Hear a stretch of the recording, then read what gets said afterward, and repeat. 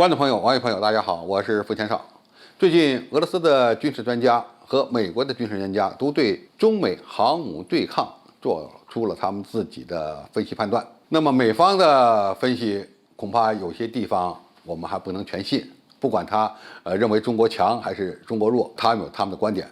那么，从第三者的角度看看俄罗斯是怎么评价的。俄罗斯一个军事学院的高级专家对中美之间未来如果在深海双方的航母进行对抗，谁能赢？那么他的结论呢是未来的战场最关键的是要获取信息。如果不知道对手在哪儿，那这个航母对决恐怕眼盲的那方就要失败，起码是要吃亏。那么他这个结论有错吗？没错，结论来自何处呢？来自二战期间中途岛海战。我们知道，二战期间中途岛海战是非常著名的一场扭转战局的海战。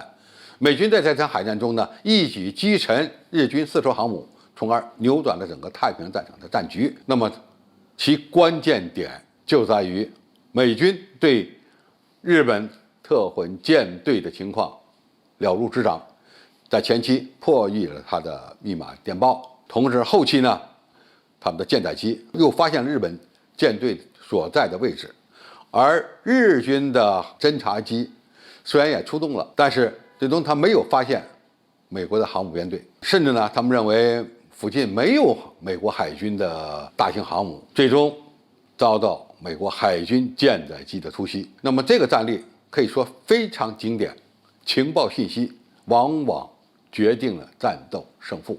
由此呢，这位俄罗斯的军事专家得出结论：美国舰载机的数量比较多，而且它有预警机，特别是E2C、E2D 这种舰载预警机，因此它在战场情报信息的获取方面要比中国的航母编队更具优势。因为我们目前没有固定的舰载预警机，只有直升机式的预警平台，舰载战斗机的数量呢也偏少，因此双方在深海对决，中国可能处于劣势。首先，在情报信息的获取方面，美军就占有很大的优势。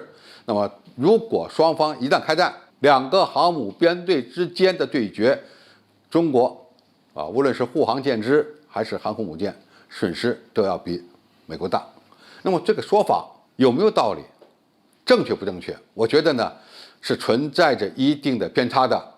首先，他还把分析的思路局限在二战期间。那么现代战争情报信息的获取依然是第一位的。那么空中预警机它就一定占优呢？不见得，因为获取海面、空中情报的手段多种多样，包括机载雷达、舰载雷达，以及天上的各种各样的侦察卫星，还有能够进行远程飞行的各种各样的无人驾驶侦察平台。在情报侦察或者信息收集方面，谁更占优？美国更占优还是中国更占优？理论上讲，似乎美国占有较大的优势，它的卫星更多，无人机也更多。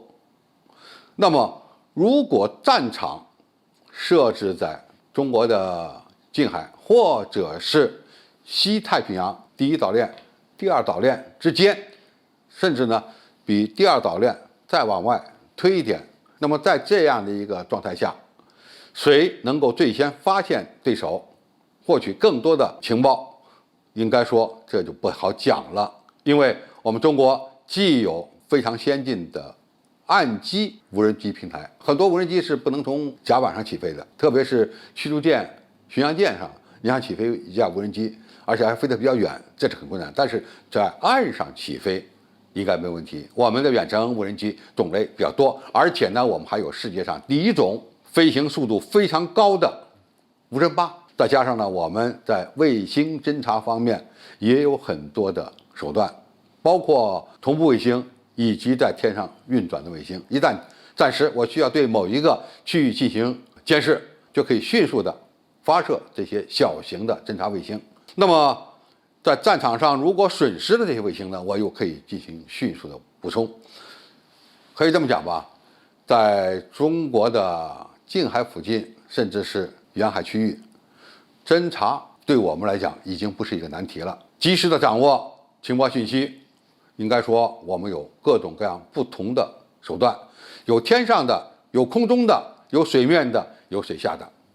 而打击手段，这位俄罗斯专家呢也提到了，说中国的反舰导弹水平不错，很高，有超音速的反舰导弹，也有远射程的反舰导弹。当然，他仅仅是提到了1、2种反舰的武器系统。其实，中国空军、海军以及火箭军反舰的武器装备种类繁多，既有反舰的巡航导弹，也有反舰的鱼雷，当然还有反舰的弹道导弹。